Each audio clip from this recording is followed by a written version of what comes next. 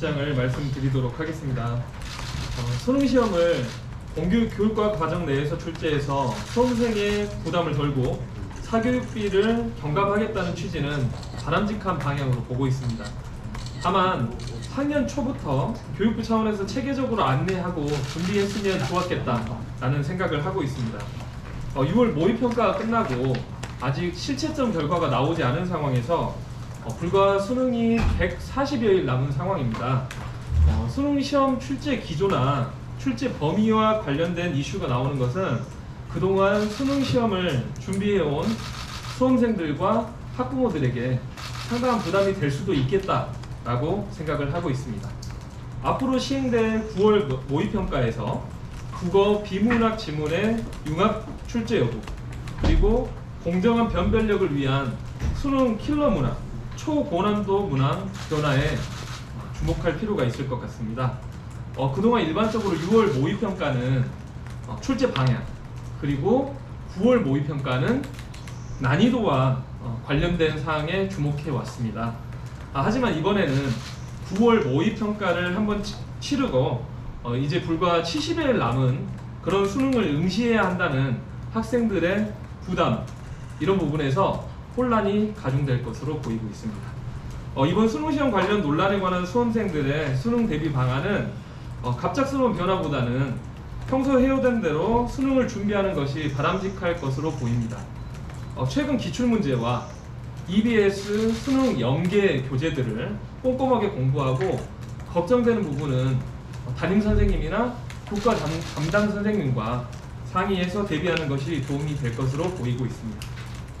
특히 EBS 50% 연계가 수능시험에 보다 구체적으로 반영될 가능성이 있기 때문에 수험생들은 학교 교육과정에 더 충실한 공부를 하는 것이 바람직하다라고 생각하고 있습니다. 이상입니다. 이제 국어부터 설명드리도록 하겠습니다. 네, 신인도입니다.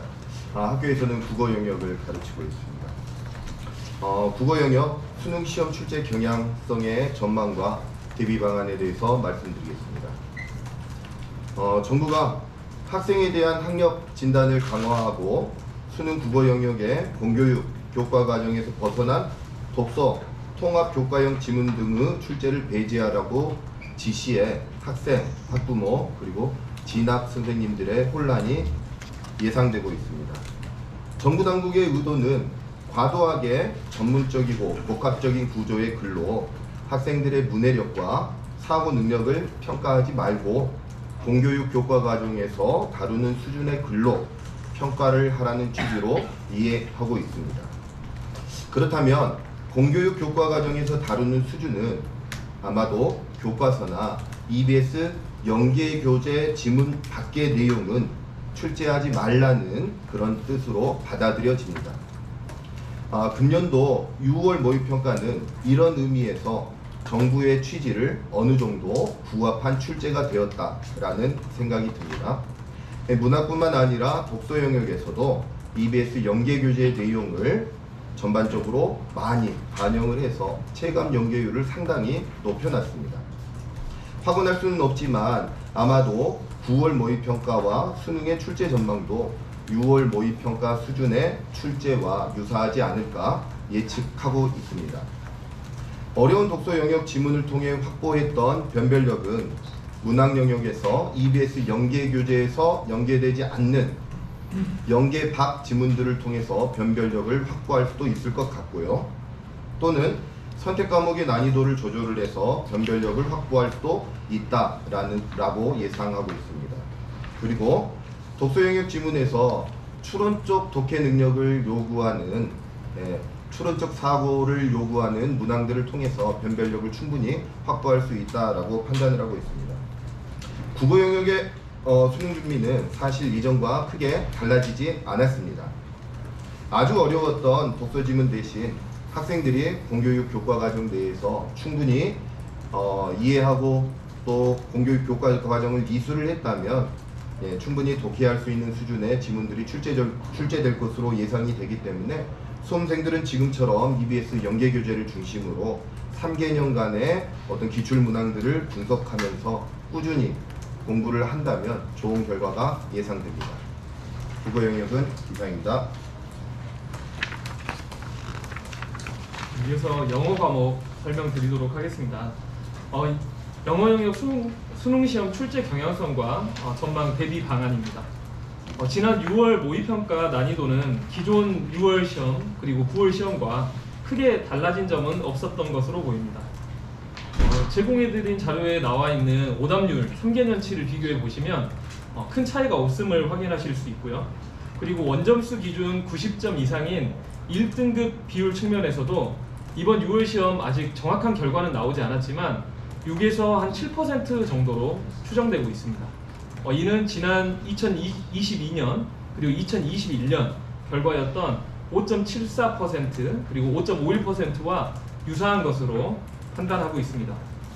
난이도 측면에서는 크게 차이가 없지만 개별 문제 유형별 난이도와 풀이 과정에서는 어느 정도의 차별성이 있었던 시험이라고 판단하고 있습니다. 오답률 상위 5문항 유형을 비교해보면 이번 시험에서 두드러지는 특징이요.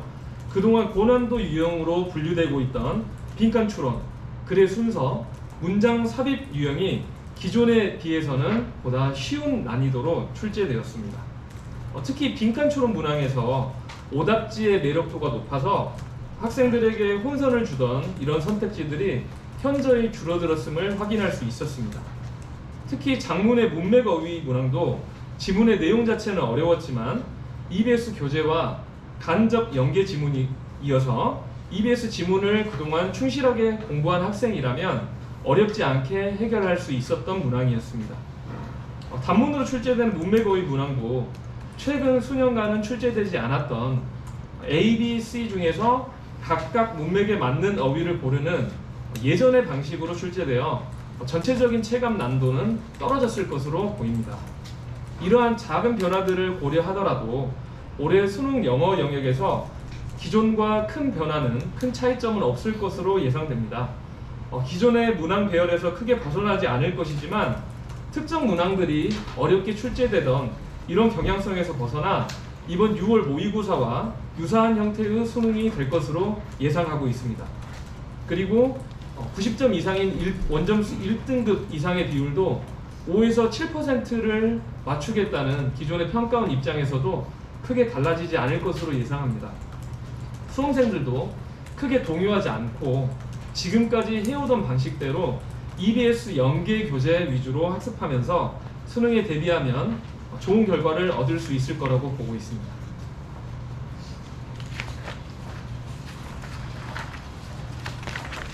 네, 이어서 수학 말씀드리겠습니다. 전통적으로 예전에 가형과 마형을 구분짓던 시험에서 공통과목과 선택 과목으로 시험을 치르고 있는 현재 체제로 변화된 이후에 지금까지 수능 수학은 지속적으로 시험의 난이도가 쭉 떨어지고 있던 모습들을 지켜볼 수 있었습니다. 특히 최상위권을 선별하고자 하는 킬러 문항의 난이도가요, 과거와 비교했을 때 차츰 낮아져 왔었고, 반대로 중킬러 문항은 조금씩 상승해 왔던 그런 모양새를 보이고 있었습니다.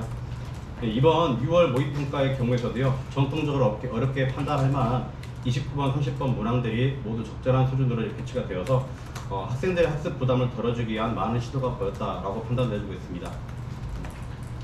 이런 흐름 속에 6월 모의평가의 경우 많은 문항들이 또 특히 EBS랑 잘 연계가 되어서 출제가 되었었는데, 타점 문항 첫 번째 문항이었던 9번부터 시작해서 9번, 10번, 11번, 12번 연달아 EBS 교재와 연계되는 그런 문항들이 출제되는 데는 학생들이 체감적으로 보기에도 분명 한 번쯤은 풀어봤던 그런 문제들이 계속적으로 출제되어주고 있던 그 상황 속에서 결국에는 정부의 이런 발언이 있기 전부터 이미 학생들의 입장에서는 보다 손쉽게 풀어볼 수 있는 그런 모의고사들이 출제되고 있었다라고 말씀드릴 수 있겠습니다.